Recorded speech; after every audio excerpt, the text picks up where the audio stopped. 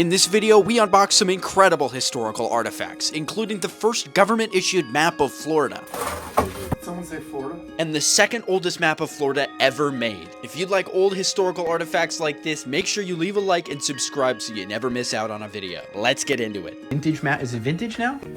I mean, this, technically speaking, should be the second oldest map of Florida in history. Oh. Like, known. From what I was told and what I researched, an authentic version, unedited, undetailed, of one of the artworks, as I would call the maps in here, because they're all hand-painted, would be like 18 to 25,000. Wow.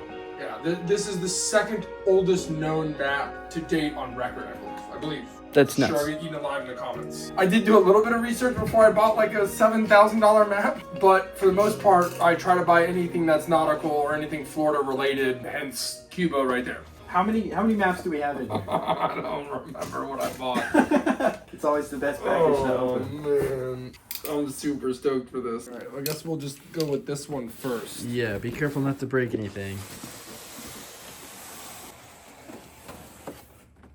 That's really intense. I like that. Should I do the... Yeah, nice ASMR unboxing.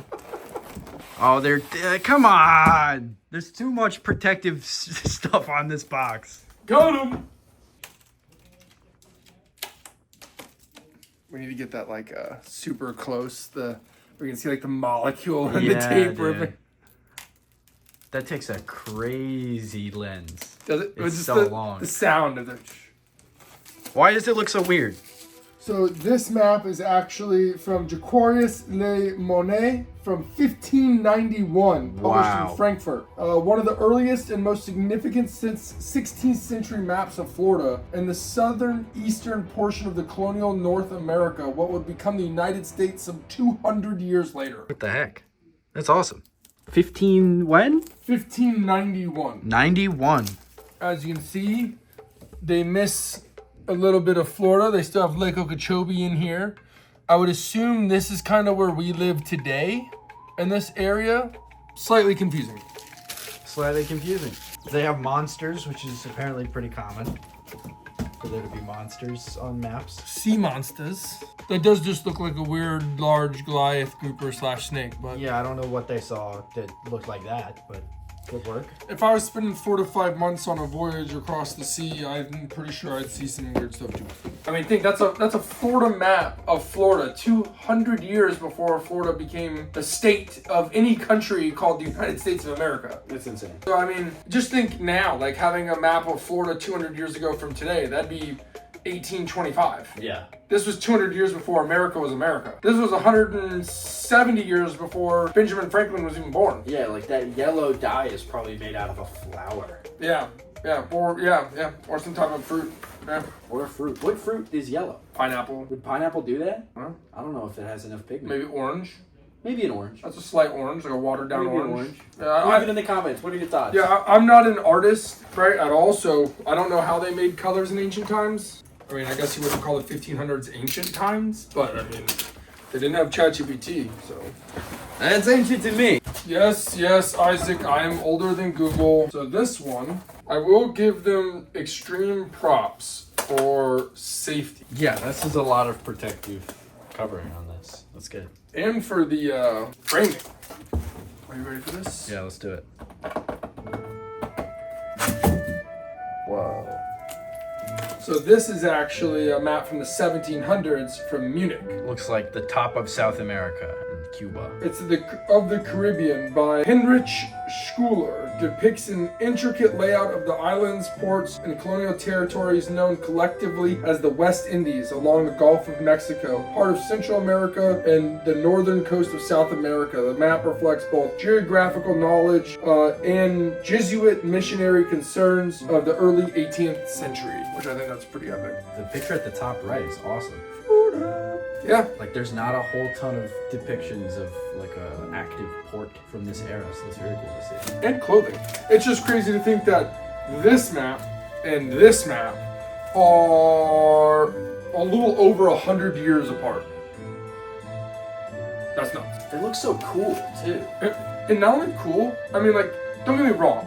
right? I love coins. Coins are what we do. But like coins can easily, they're small, they can exist in a drawer, like they don't get water damage, they're shipwreckable.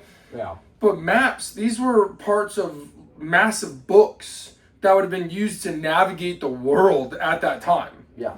Right? Like, I mean, all maps were just recreated from other maps. So it's just, to me, it's like they didn't have drones, airplanes. Like, they had zero way to get a high view of what in the world's going on. Yeah. So how do they map these out properly? How do they, I mean... They got pretty close. They got closer than I think I probably would have. They did a well job, that's for sure. They did it. I mean, Florida's a little short here, but...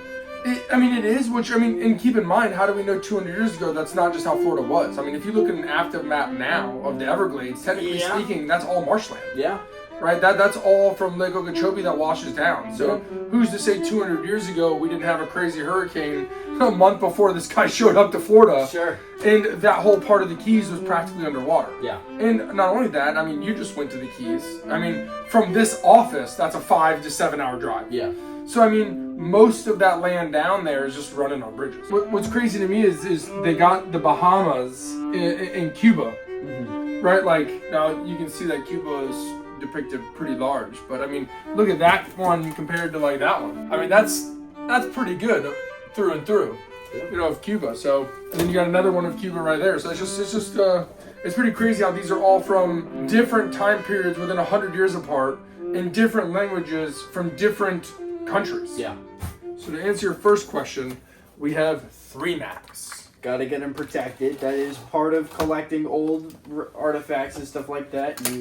By buying them, you automatically become the conservator of the item. To be honest take care of it. Yeah, to be honest with you, a lot of our maps, especially like the Titanic newspaper, we paid more in the framing than we did for the newspaper. Wow. Yeah, it's a museum grade glass. That should be another video. It's very expensive. Yes.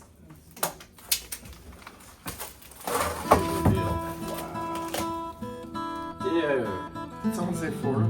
That, you don't get any more Florida than that. 1856, is that the date I see on that? Yes, sir. So this map right here is from 1856, from Washington, D.C.